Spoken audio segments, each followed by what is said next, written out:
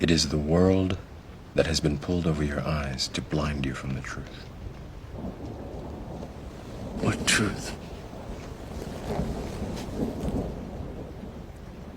That you are a slave, Neo. Like everyone else, you were born into bondage.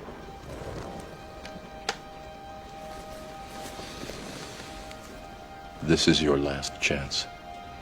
After this, there is no turning back. You take the blue pill, the story ends. You wake up in your bed and believe whatever you want to believe. You take the red pill, you stay in Wonderland, and I show you how deep the rabbit hole goes.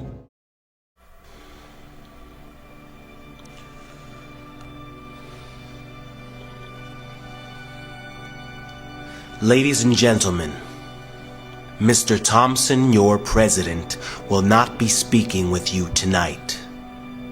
His time is up. I have taken it over. You were to hear a report on the world crisis.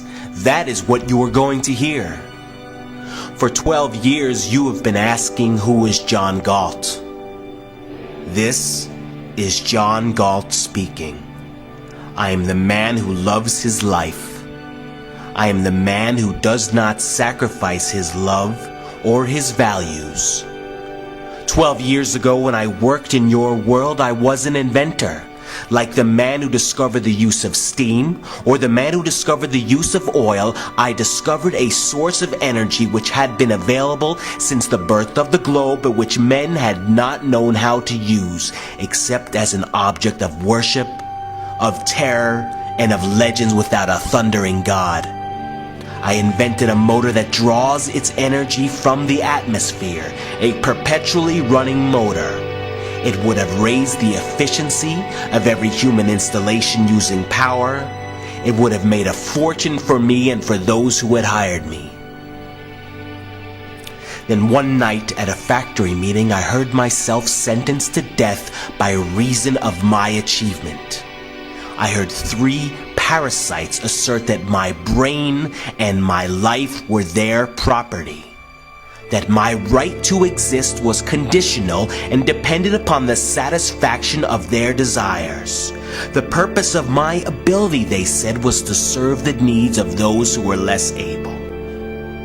Just as the parasites were counting on my self-immolation to carry out the means of their plan, so throughout the world and throughout men's history in every version and form, I saw I could put an end to your outrages by pronouncing a single word in my mind.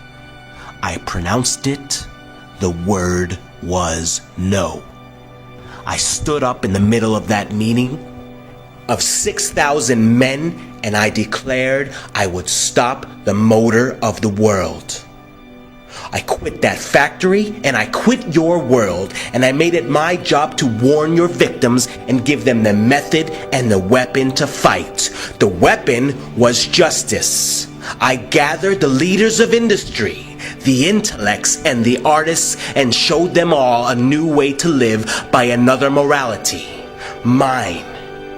We, the men of the mind, are now on strike against self-immolation. We are on strike against the creed of unearned rewards and unrewarded duties. We are on strike against the dogma that the pursuit of one's happiness is evil. We, who are the living buffers between you and the nature of your creed, are no longer there to save you from the effects of your chosen beliefs. You have been living on borrowed time, and I am the man who has called in the loan. When the looter state collapses, deprived of the best of its slaves, and falls to a level of impotent chaos and dissolves into starving robber gangs fighting to rob one another, when the advocates of the morality of sacrifice perish with their final ideal, then and on that day, we will return. Then this country will once more become a sanctuary for a vanishing species, the rational being. The political system we will build is contained in a single moral premise. No man may obtain any values from others by resorting to physical force. Every man will stand or fall, live or die by his rational judgment. If he fails to use it and falls, he will be his only victim. If he feels his judgment is inadequate, he will not be given a gun to improve it.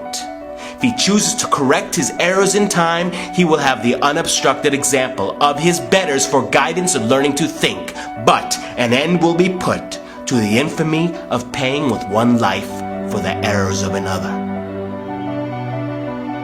Whoever you are, you who are alone with my words in this moment, with nothing but your honesty to help you to understand, the choice is still open to be a human being, but the price is to start from scratch, to stand naked in the face of reality and reversing a costly historical error, to declare, I am, therefore I'll think.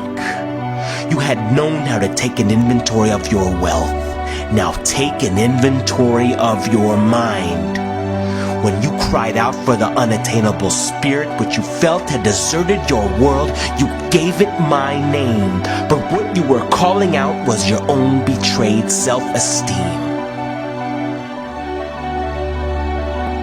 Do not let the hero in your soul perish in lonely frustration for the life you deserved but have never been able to reach. Check your road and the nature of your battle.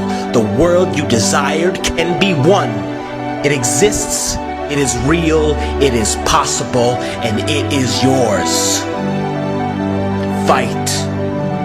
Fight for the value of your person. Fight for the virtue of your pride. Fight for the essence of that which is man, for his sovereign, rational mind. Fight with the radiant certainty and absolute rectitude of knowing that yours is the morality of life, and that yours is the battle for any achievement, any value, any grandeur, and any goodness, and any joy that has ever existed on this earth. You will win when you are ready to pronounce the oath I have taken at the start of my battle. And for those who wish to know the day of my return, I shall now repeat it to the hearing of the world.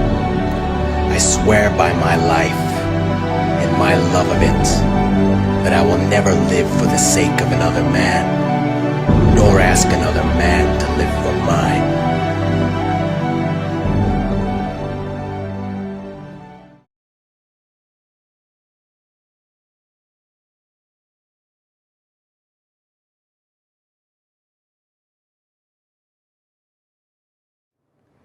Have you noticed that as everything around you seems to decline, one thing still grows?